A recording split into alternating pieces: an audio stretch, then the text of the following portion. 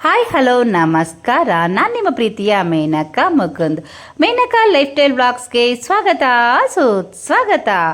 Okay, ಇವತ್ತಿನ ದಿನ ಬಂದು ಭಾನುವಾರ ಆಗಿದೆ. ಭಾನುವಾರ ನಾನು ಏನೆಲ್ಲ ಮಾಡ್ತೀನಿ ಅಂತೇಳಿ ನಿಮಗೆ ತೋರಿಸೋಣ ಅಂತ ಚಿಕ್ಕದಾದ ವಿಡಿಯೋ ಮಾಡ್ತಾ ಇದ್ದೀನಿ. ಕೆಲವರು ಹೇಳ್ತಾ ಇದ್ರು, ಮ್ಯಾಮ್ ಶನಿವಾರ ಭಾನುವಾರ ಕ್ಲಾಸಸ್ ಮಾಡಿ ನಾವು ಸೇರ್ಕೊತೀವಿ, ಕಲಿಬೇಕು ಅಂತ ಆಸೆ ಇದೆ ಅಂತ. ಆದರೆ ಭಾನುವಾರ ಎಷ್ಟೆಲ್ಲ ನಮಗೆ ಕೆಲಸ ಇರುತ್ತೆ ಅನ್ನೋದನ್ನ ನಿಮಗೊಂದು ಚಿಕ್ಕದಾಗಿ ವಿಡಿಯೋ ಮಾಡಿ ತೋರಿಸೋಣ ಅಂತೇಳಿ ಈ ವಿಡಿಯೋನ ಮಾಡ್ತಾ ಇರೋದು.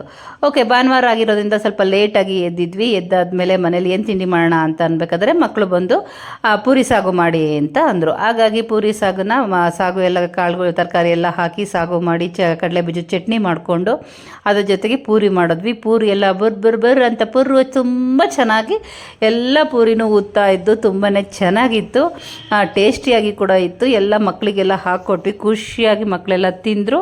ತಿಂದಾದ್ಮೇಲೆ ನನ್ನ ತಮ್ಮಂಗೆ ಕೊಟ್ಟೆ, ಹೆಂಗಿದೆ ಅಂತ ಕೇಳಿದ್ರೆ ಎಲ್ಲ ಟೇಸ್ಟ್ ಮಾಡಿ ಅವ್ರ ರಿಯಾಕ್ಷನ್ನೇ ಗೊತ್ತಾಗಿದೆ, ಸೂಪರ್ ಆಗಿದೆ ಅಂತ ಹೇಳಿದ್ರು. ಖುಷಿ ಆಯಿತು. ಮಾಡಿದ ಅಡುಗೆ ಚೆನ್ನಾಗಿದೆ ಅಂತ ಹೇಳಿದ್ರೆ ಎಲ್ಲ ಖುಷಿ ಆಗುತ್ತಲ್ವ. ಸರಿ, ನಾವು ಕೂಡ ಪೂರಿ ಸಾಗು ಚಟ್ನಿ ಎಲ್ಲ ತಿಂದ್ವಿ, ತುಂಬಾ ಚೆನ್ನಾಗಿತ್ತು.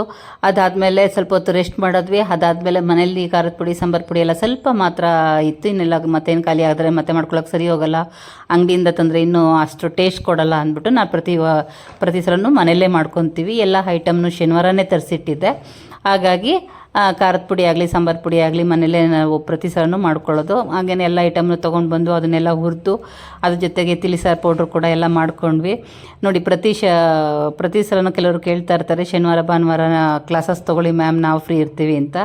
ಆದರೆ ನಾವು ಪ್ರತಿ ಸೋಮವಾರದಿಂದ ಶುಕ್ರವಾರದವರೆಗೂ ಕ್ಲಾಸಸ್ ಮಾಡ್ಕೊಂಡೇ ಇರ್ತೀವಲ್ಲ. ಬೆಳಗ್ಗೆ 10:30 ಶುರುವಾದರೆ ರಾತ್ರಿ 9 ಗಂಟೆವರೆಗೂ ಕ್ಲಾಸಲ್ಲೇ ಇರ್ತೀವಿ. ಬರೀ ಮೇಲ್ಮೇಲೆ ಮಾತ್ರ ಕೆಲಸ ಮಾಡ್ಕೊಂಡು ಮನೇಲಿ ಹೋಗಿರ್ತೀವಿ, ಅಡುಗೆ ತಿಂಡಿ ಊಟ ಮಾಡಿಕೊಂಡು. ಇನ್ನು ಮನೇಲಿ ಮಾಡೋ ಕೆಲಸಗಳು ಎಷ್ಟೊಂದು ಇರುತ್ತೆ ಅಲ್ವಾ. ಹಂಗಾಗಿ ಬಟ್ಟೆ ವಾಷಿಂಗ್ ಆಗಿರ್ಬೋದು, ಮತ್ತು ಮನೆ ಕೆಲಸಗಳು ಇರುತ್ತವೆ, ತುಂಬಾ ಕೆಲಸಗಳಿರ್ತವೆ, ನೀವು ಎಲ್ಲರಿಗೂ ಗೊತ್ತೇ ಇರುತ್ತೆ.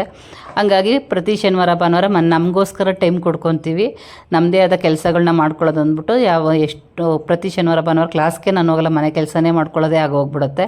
ರೆಸ್ಟ್ ಅಂತ ನೆಪ ಮಾತ್ರಕ್ಕೆ ಶನಿವಾರ ಭಾನುವಾರ ರೆಸ್ಟು ಅಂತೀವಿ, ಆದ್ರೂ ಮನೇಲಿ ಎಷ್ಟೊಂದು ಕೆಲಸ ಇರುತ್ತೆ. ಆಫೀಸ್ ಕೆಲಸ ರೆಸ್ಟ್ ಇರುತ್ತೆ, ಮನೆ ಕೆಲಸ ಮಾತ್ರ ಬ್ಯುಸಿಯಾಗಿರ್ತೀವಿ. ಹಂಗಾಗಿ ಕೆಲಸಗಾಗೋದ್ರಿಂದ ನಾನು ಕ್ಲಾಸಸ್ನ ಮಾಡಲ್ಲ ಅಂತ ಹೇಳ್ತೀವಿ.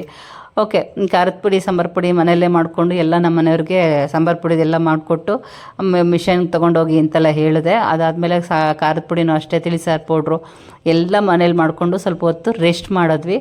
ರೆಸ್ಟ್ ಮಾಡಿದ್ಮೇಲೆ ಮತ್ತೆ ಶುರುವಾಯ್ತಲ್ಲ 2 ಗಂಟೆ ಮಧ್ಯಾಹ್ನದ ಊಟ ಬರಬೇಕು. ಮತ್ತಿನ್ನೇನಪ್ಪ ಮಾಡೋದು, ಮಕ್ಕಳೆಲ್ಲ ಹೊಟ್ಟೆ ಹಸಿವು ಅಂತ ಮತ್ತೆ ಶುರುವಾಯಿತು. ಮತ್ತು ತರಕಾರಿನೋ ಸೊಪ್ಪು ಏನೋ ಹಾಕಿ ಮಾಡೋಕ್ಕೆ ಟೈಮ್ ಆಗಿತ್ತು. ಅದ್ರ ಜೊತೆಗೆ ಬಿಸಿಲು ಬೇರೆ ಇರೋದ್ರಿಂದ ಬೇಡ, ತಂಪಾಗಿ ಸಿಂಪಲಾಗಿ ಏನಾದರೂ ಮಾಡೋಣ ಅಂತ ಹೇಳ್ಬಿಟ್ಟು ಕಡಲೆಬೇಳೆ ನೆನೆಹಾಕ್ಬಿಟ್ಟು ಹಸಿ ಗೊಜ್ಜು ಅಂತ ಮಾಡಿದ್ವಿ. ತುಂಬಾ ಚೆನ್ನಾಗಿರುತ್ತೆ ಇದು, ಮುದ್ದೆಗೂ ಚೆನ್ನಾಗಿರುತ್ತೆ. ಬಟ್ ಮಧ್ಯಾಹ್ನ ಆಗಿರೋದ್ರಿಂದ ಮುದ್ದೆ ಮಾಡಿಲ್ಲ, ಬರೀ ಅನ್ನ ಸಾರು ಮಾತ್ರ ಮಾಡಿದ್ದು. ತುಂಬಾ ಟೇಸ್ಟಿಯಾಗಿ ಕೂಡ ಇತ್ತು. ಅದು ದಿಢೀರ್ನಂತನೂ ಆಗುತ್ತೆ, ಪಟಾಪಟ್ ಅಂತ. ಅದ್ರ ಜೊತೆಗೆ ಟೇಸ್ಟಿಯಾಗಿ ಕೂಡ ಇರುತ್ತೆ. ಅದನ್ನೆಲ್ಲ ಮಧ್ಯಾಹ್ನ ಎಲ್ಲರೂ ಊಟ ಮಾಡಿಕೊಂಡು ಸ್ವಲ್ಪ ಹೊತ್ತು ರೆಸ್ಟ್ ಮಾಡಿದ್ವಿ. ಮತ್ತೆ ಶುರುವಾಯಿತು 5 ಗಂಟೆ. ಅಮ್ಮ ಏನಾದರೂ ಸ್ನ್ಯಾಕ್ಸ್ ಬೇಕು ಅಂತೇಳಿ ಮಕ್ಕಳು ಕೇಳಿದ್ರು. ಆವಾಗ ಏನು ಮಾಡಿದ್ವಿ, ಈರುಳ್ಳಿ ಪಟಪಟ ಅಂತ ಈರುಳ್ಳಿ ಎಲ್ಲ ಕಟ್ ಮಾಡಿಕೊಂಡು ಮಕ್ಕಳಿಗೆ ಒಂಚೂರು ಸ್ನ್ಯಾಕ್ಸ್ ಮಾಡೋಣ ಅಂಥೇಳಿ ಈರುಳ್ಳಿ ಪಕೋಡ ಮಾಡಿದ್ವಿ. ಪಕೋಡ ಮಾತ್ರ ತುಂಬ ಚೆನ್ನಾಗಿತ್ತು. ಒಂದು ದಿನನ ಕಟ್ ಮಾಡಿ ಸ್ವಲ್ಪ ಮಾತ್ರ ನಿಮಗೆ ಒಂದು 5-6 ನಿಮಿಷದಲ್ಲಿ ತೋರಿಸ್ತಾ ಇರೋದು. ಅದಕ್ಕೆ ಪಟ್ಪಟ್ ಅಂತ ಇಷ್ಟಿಷ್ಟೇ ತೋರಿಸ್ತಾ ಇರೋದು.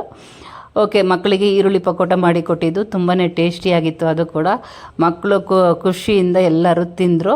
ಅದಾದಮೇಲೆ ಶುರುವಾಗುತ್ತೆ ಮತ್ತೆ ರಾತ್ರಿ 8:30 ಆಯಿತು. ಅಡುಗೆ ಮಾಡಲೇಬೇಕು. ಅಡುಗೆಗೆ ಏನು ಮಾಡಬೇಕು, ಸರಿ ಏನಾದರೂ ಒಂದು ಮಾಡಲೇಬೇಕು, ಊಟ ಮಾಡಬೇಕು. ಇದಾದಮೇಲೆ ಮತ್ತೆ ಬೆಳಗ್ಗೆಯಿಂದ ಇದೆಲ್ಲ ತಿಂದಿದ್ವಿ, ಬೇಡ ರೊಟ್ಟಿ ಮಾಡೋಣ ಅಂತ ಹೇಳ್ಬಿಟ್ಟು, ಬರೀ ರೊಟ್ಟಿ ಚೆನ್ನಾಗಿರಲ್ಲ ಅಂದ್ಬಿಟ್ಟು ಅದಕ್ಕೆ ಈರುಳ್ಳಿ, ಕೊತ್ತಂಬರಿ ಸೊಪ್ಪು, ಕರಿಬೇವಿನ ಸೊಪ್ಪು ಇದ್ರ ಜೊತೆಗೆ ಎಲ್ತಿಗೂ ಒಳ್ಳೆಯದು ಅಂತೇಳಿ ಮೆಂತ್ಯ ಕೂಡ ಹೆಚ್ಚಿಬಿಟ್ಟು ಮೆಂತ್ಯ ಹಾಕಿ ಟೊಮೊಟೊ ಚಟ್ನಿ, ಟೊಮೊಟೊ ಪಲ್ಯ ಮಾಡಿಬಿಟ್ಟು ಅದ್ರ ಜೊತೆಗೆ ಮಸಾಲ ರೊಟ್ಟಿ ಮಾಡಿಕೊಂಡು ಮಕ್ಕಳಿಗೆ ಕೊಟ್ಟೆ. ಅವು ಖುಷಿಯಾಗಿ ತಿಂತಾರೆ.